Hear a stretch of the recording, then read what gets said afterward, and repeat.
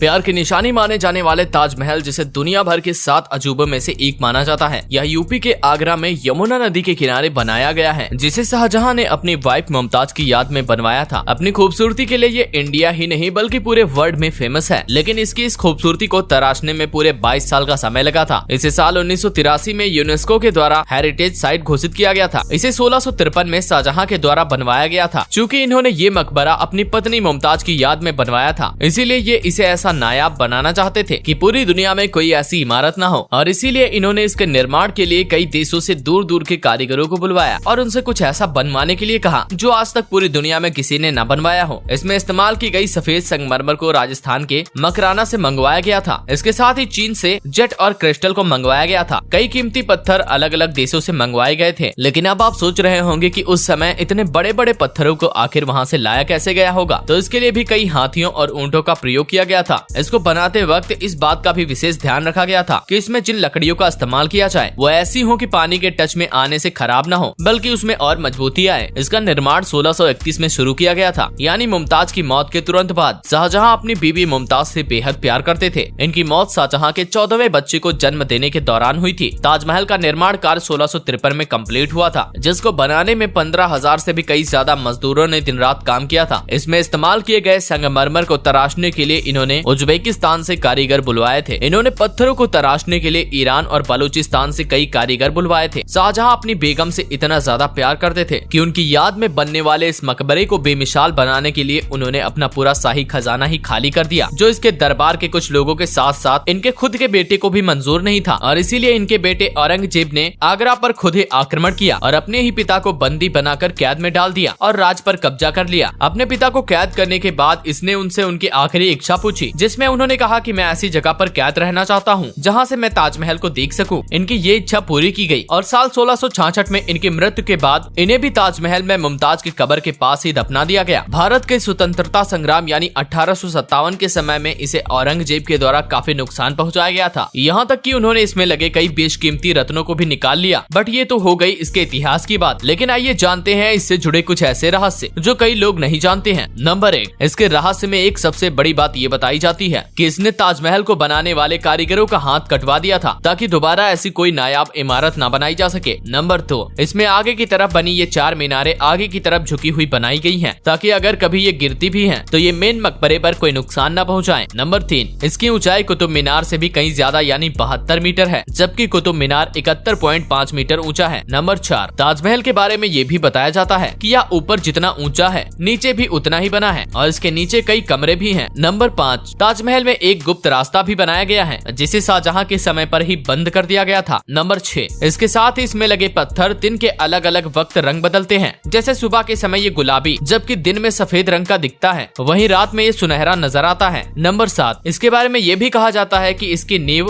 तेजो महालय नाम के हिंदू मंदिर के ऊपर रखी गई है और इसके 22 दरवाजों को गवर्नमेंट के द्वारा बंद भी करके रखा गया है, जिससे किसी भी नए विवाद को होने से रोका जा सके। नंबर 8, शाहजहां इस ताजमहल के बाद इसके सामने एक काले रंग का ताजमहल भी बनवाना चाहते थे, लेकिन इनके ऐसा करने से पहले ही इनके बेटे ने ही इन्हें गिरफ्तार कर लिया और कैद खाने में डाल दिया। तो आपको ताजमहल के बारे में ये वीडियो कैसी लगी हमें कमेंट करके बताएं। इसके साथ ही अगर आपको वीडियो पसंद आई हो तो इसे लाइक करें और शेयर करें।